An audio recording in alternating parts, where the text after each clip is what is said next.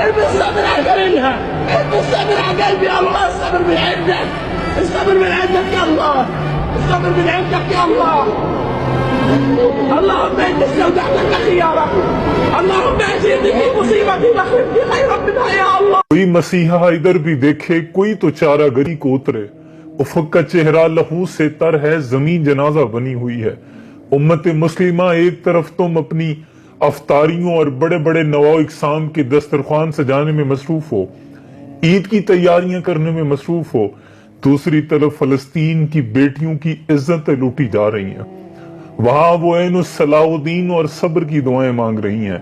ارباب اختیار سے کہنا تھا کہ یہ چیخیں تمہیں سونے نہیں دیں گی، یہ چیخیں تمہارا پیچھا روز محشر تک کریں گی، کیونکہ ہم تو مجبور و لاچار ہیں.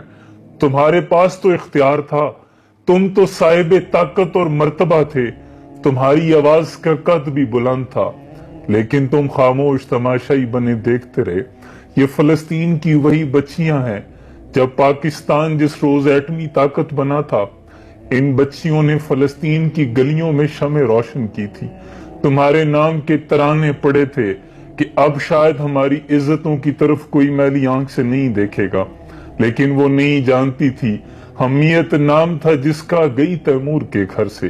روہیلا کس قدر ظالم جفا جو کینہ پرور تھا، نکالی شاہ تیموری کی آنکھیں نو کے خنجر سے، پھر دیا اہل حرم کو رقص کا فرما ستمگر نے.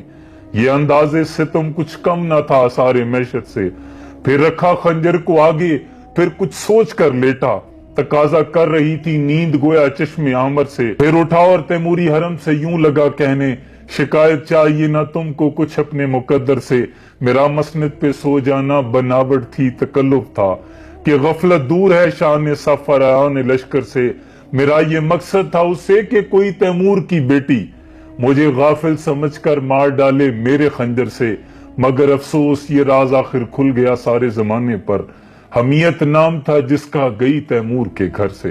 جس روز مسجد اقصی پر پہلی مرتبہ اسرائیلی وزیر اعظم گولڈا میئر نے حملہ کیا تھا، وہ کہتی ہے میں رات بھر نہیں سوئی تھی کہ کہیں اگر مسلمان جاگ گئے، 57 اسلامی ممالک ہیں، اگر مسلمان جاگ گئے تو ہم تو مٹھی بھر اسرائیلی ہیں، ہمارا نام و نشان تک ختم ہو جائے گا. لیکن جب میں صبح اٹھی اور مسلمانوں کے لبوں پر یہ موت جیسی خاموشی دیکھی تو پھر مجھے یقین ہو گیا کہ اسرائیل اب محفوظ ہے. دکھ کی بات تو یہ ہے کہ 57 اسلامی ممالک اور 2 ارب مسلمان 36,000 مظلوم فلسطینیوں کی شہادت پر صرف خاموش تماشائی اور روزوں نوافل اور عبادات کے ذریعے اپنے رب کو راضی کرنے کی کوشش کر رہے ہیں. یہ نادان گر گئے سجدوں میں جب وقت قیام آیا. یہاں سجدوں کی نہیں، یہاں کھڑا ہونے کی ضرورت تھی. ہم صرف آمکوں کی جنت میں رہ رہے ہیں، محض اس کے سوا کچھ نہیں. ہم کیا ہیں؟ حضرت کعب بن مالک بدری سے آبی ہیں، 73 جنگوں میں شریک ہوئے ہیں، لیکن غزوہ تبوک میں نہیں گئے تو حضور اکرم صلی اللہ علیہ وسلم نے 50 دن ان سے بات نہیں کی تھی. اتنے سخت ناراض ہوئے. حالانکہ احد میں انہوں نے اتنی بڑی قربانی دی. حضور کی بارگاہ میں حاضر ہوئے کہ حضور کافروں نے آپ کا جنگی لباس پہچان لیا ہے، آپ اپنا لباس مجھے دے دیں، میرا آپ پہن لیں. اور حضور کا لباس پہن کر ایک طرف نکل گئے اور کافر بھی آپ کے لباس کے تعاقب میں آپ کے پیچھے آ گئے. تو آپ کہنے لگے کہ میں نے اس لباس کا حق ادا کر دیا. اتنے بڑے جلیل القدر صحابی ہیں، غزوہ تبوک میں نہ جائیں تو حضور 50 دن کلام نہ کریں.